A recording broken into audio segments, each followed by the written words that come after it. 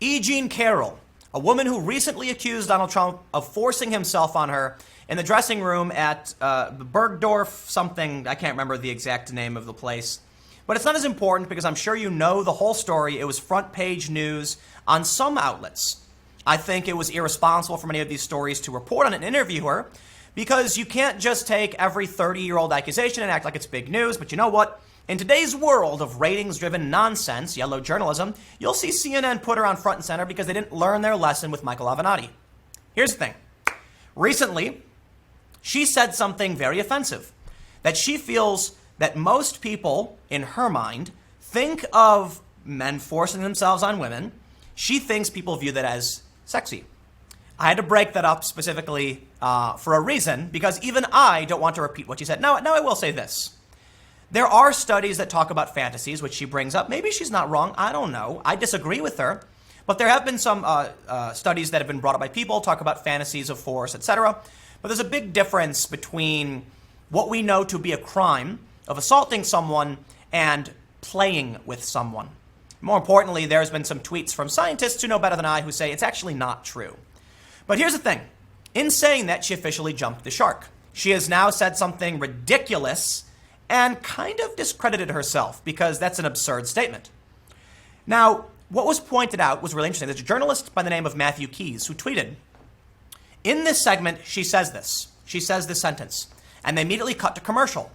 Yet for some reason, all of these major outlets republish this interview and they omit that section. I tweeted something silly like, oh, how weird. Why would they do that?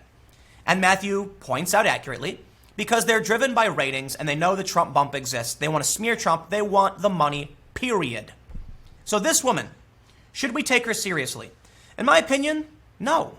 I'm not trying to be a jerk. I'm not trying to discredit victims. I'm sorry.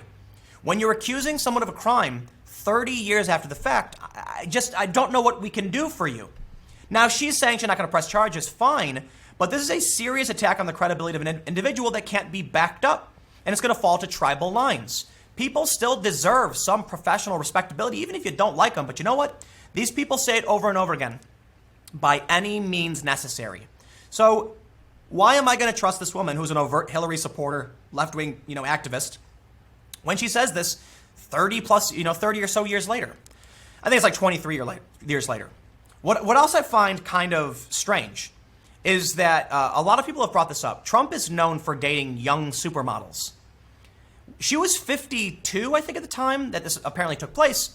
So people are naturally challenging whether this is true because, yes, sometimes people lie. Let's read a little bit about the opinion.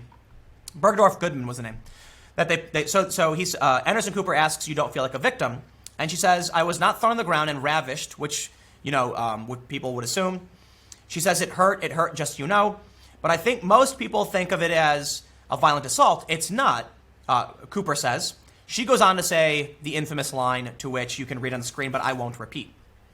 Let's take a short break. Think of the fantasies, she interjected. We will take a quick break. If you can stick around, we'll talk more on the other side. You're fascinating to talk to, she adds. Carroll accused Trump of assaulting her in a Bergdorf Goodman dressing room 23 years ago in her new book, What Do We Need Men For? A Modest Proposal.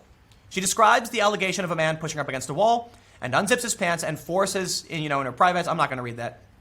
Trump has denied it. He said, I'll say it with great respect. Number one, she's not my type. Number two, it never happened. It never happened. Okay. Trump added that she is totally lying and that he knows nothing about her. Vox ran this story. Why E. Carroll's assault accusation against Trump wasn't front page news. Actually, I can tell you why. Before I even read Vox's assessment, maybe they're right, maybe they're wrong. I'm going to assume they're wrong. I'll tell you why it's not front page news for one simple reason. There's no credibility behind what she said. She's a political actor. She's protested. She's clearly anti-Trump. It was 23 years ago, and it doesn't really fit any known modus operandi. Donald Trump was dating supermodels and young women. For him to go into a dressing room and do this to a woman of her age, while I'm not trying to be a dick to her, it's not about whether or not women of a certain age are desirable or not desirable. It's about, look, how about I say it in a way that's not flattering to Trump? He was a lecherous, lascivious old man going after young women. He wasn't going to go after an older woman. I think that's fair to point out. You don't have to say it in a way that belittles the woman. It's not about politics, not about tribe. It's about MO. It's about a pattern of behavior. Trump doesn't fit the bill. Plain and simple. I'm not saying he's a good dude. I'm certainly not saying I like the guy. I'm just saying when I look at a pattern of Trump's behavior, he seems to go after young women. You can't simultaneously smear Trump for being too close with his daughter, as they've done over and over again, and then act like it makes sense that he'd go after a 52-year-old woman. The reason it's not front page news is there's no credibility, no corroboration. Yet, New York Mag or whatever, whichever one it was, New Yorker, I'm not sure which magazine, did a front page story on it. Well, nobody else wanted to. It wasn't front page news because it's just not credible. And nobody wants to tarnish themselves to chase the ratings in the same way. Apparently CNN does, and Vox has no problem. But let's see what Vox has to say. Why does Vox think that this is it doesn't fit the bill? They write, on Friday, a prominent advice columnist wrote in a national publication that the president of the U.S. had assaulted her. But if you read or watched the news this weekend, you might have missed the story entirely. Most major newspapers didn't put the allegation. It was New York Magazine. Okay, I don't want to besmirch New Yorker. They didn't put the allegation on the front pages. It was also largely absent from the Sunday morning talk shows, though Carroll did appear on MSNBC and eventually CNN. Of course, the news media had other important stories to cover, from a humanitarian crisis at the U.S.-Mexico border to an administration inching toward war with Iran. Still, the relative quiet on Carroll's allegation was telling. Some media outlets may be too exhausted to report on yet another woman Trump has manhandled, or maybe they fear his wrath, wrote Natasha Stoynoff, a journalist who says Trump forcibly kissed her in 2005 in an email to Vox. The muted reaction from the press was a reminder that while powerful men in entertainment, tech, journalism, and other industries have been forced out of their jobs, Trump remains untouchable. And hold on. So let me interject. I feel that's disrespectful to the women who have called out the likes of Weinstein and who's that guy on NBC? I can't remember his name. Good. I'm glad I can't remember his name. These are guys who had women on the record and corroborated their details and came out within a few years of it happening. We even had one video of Weinstein being inappropriate with a young woman. She filmed it. We had proof. We knew they were doing it. Bill Cosby, whatever, he admitted to giving women. I don't want to get all that. I don't want to get sued. But it's dramatically different when you have women who have recorded videos, when you have corroboration, when it was an open secret in Hollywood this was happening. I don't think Trump treats women with respect for the most part. I'm pretty sure, sure, locker room talk, call it what you want. I would not be surprised if Trump was aggressive with women. I don't believe this story.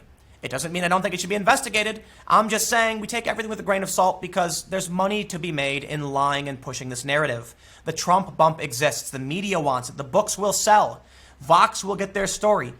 But comparing, what's his face from NBC and Harvey Weinstein to a 23-year-old accusation, I'm sorry. I'm not playing that game. Do I think Trump was aggressive with women in the past and even assault? I'd be willing to bet. Trump supporters might not want to hear it. I'd be willing to bet Trump was inappropriate and even assaulted some women. Absolutely believe it. Times were different back then and men behaved badly. If I was going to make a bet, when you look at Harvey Weinstein, these other very powerful men, powerful guys do it. Now, Trump said, when you're famous, they let you do it. Yeah, okay, I do not like that. I do not like, Trump's demeanor and his attitude towards it. And I think there's a strong possibility that a lot of women let him do it. I'm doing air quotes for those who are listening, in the sense that they were scared to do anything about it. And he presumed they were letting him do it. No. Look, you guys know I don't like Trump. And I do think he's oafish and a bit lascivious. But he's a player. He's a rich dude who does these things. Do I believe this story? I don't. I believe it's possible. And let me put it this way. I believe it's less than chance likelihood. Because there's too much to gain by making up a story and publishing 23 years later. She could have come up with a story in 2016, 2015. She could have campaigned and said, hey. Now, I can't blame somebody who doesn't want to come up and speak about it. But I do think it's insane that you would expect front page news coverage on a 23-year-old allegation with no corroboration. There's two sources who claim to have corroborated it, according to the New Yorker, who won't go on the record. Okay, then, you've got nothing. You can't put every crazy person on TV to say crazy things. I'm sorry. Maybe it happened, maybe it didn't. But then she goes and says this nonsense statement. Look, they shouldn't have done it. They shouldn't have done it. It wasn't front page news, plain and simple. Good. It shouldn't be. Do your due diligence. Find some evidence to corroborate it. If you can't, then we're done here. Because I'll tell you what, I get emails every single day with crazy accusations about the president or otherwise, and I'm not going to run with it. I'm not going to do it. I am no fan of Trump. My God, I am no fan of Trump. You should hear the conversation. There was a period where I would devolve into anti-Trump rants periodically through videos, and I'm impressed people tolerated it from me. Because it is, in my opinion, nonsensical. I have an absolute bias against the man, but I'm not a crazy person. I don't have Trump derangement syndrome. If the economy is doing well, there you go. What are you going to do? I'm not going to accuse him of doing a bad job if things are going well. You can say everything you want about him. I think he's a man of bad moral character, plain and simple. He's talked about body slamming journalists. He recently alluded to imprisoning journalists in a story I think was from Time. I'm not sure. I need to do more looking into it. Foreign policy, I can criticize the man over and over again. But can I also point out, this makes no sense? I recently made a video calling out the president and Candace Owens for restricting free speech when it came to burning the U.S. flag. I love America. I love the flag. I'm critical of the United States in many capacities, but I love what it stands for. But you better believe I'll put out a video criticizing the president and Candace Owens when they said you should lose your citizenship for burning the flag. It's about principle, plain and simple. If the economy is good, fine. If he said no war with Iran, he pulled back, even better. Excellent choice, Mr. President. I will commend you for doing so. No war, please. It's not going to work out. There are better solutions. I understand war happens sometimes. But even though I might be biased against the president and genuinely believe he probably assaulted women in the past, I'm not going to play this game. I'm not going to play this game. I'm certainly not going to vote for the man, plain and simple, because I think he's a man of bad moral character. You can criticize me for that all day and night. I'll accept it. But I'm not going to play this game and entertain a woman who goes on TV and she thinks it's sexy. No, no, no. You're discrediting yourselves. You are hurting rational discussion. So you know what? Comment on this video and tell me why I'm right or why I'm wrong. I know exactly what's going to happen. I know where my opinions lie. There's going to be a lot of people say, Tim, you're right, do not believe this woman, but they're going to defend Trump. Period. Fine. Don't care. I'll say what I think, and that's what I think. And I'm sick and tired of the fake nonsense. I'm sick and tired of everything being fake all the time. Every PR statement, every corporate statement is fake. I don't like Trump. I think he's a bad dude, period. He's done some good things. This story is BS. Can that exist? Can I be unorthodox or heterodox? Can I have an opinion that makes sense based on principle? Can you not like a man and still think the story is BS? Just everything is a game. It's like when an accident happens, the corporate spokesman comes out and says nonsense. Sarah Sanders comes out on the stage and she says all the things to defend Trump, and the press, it's a nonsense of false reality, and I'm just sick of all of it.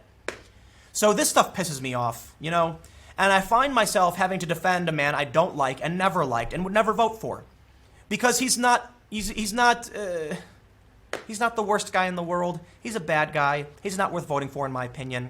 We'll see, though. We'll see what the Democrats have to offer. I like Andrew Yang and Tulsi Gabbard, and I am trying to be honest about how I view the world. I wish that was true for everybody else. Seriously. I wish when an accident happened, the corporation would come up and be like, we cut corners here. It was a mistake. We regret it, and we're going to pay the price for it. I wish people could admit when they were wrong. I wish that news organizations would put, corrections up. I wish these tribalists would actually say, maybe this woman has no credibility and we shouldn't run the story. Maybe it shouldn't be front page news. I'm going to keep ranting. I'm going to stop now.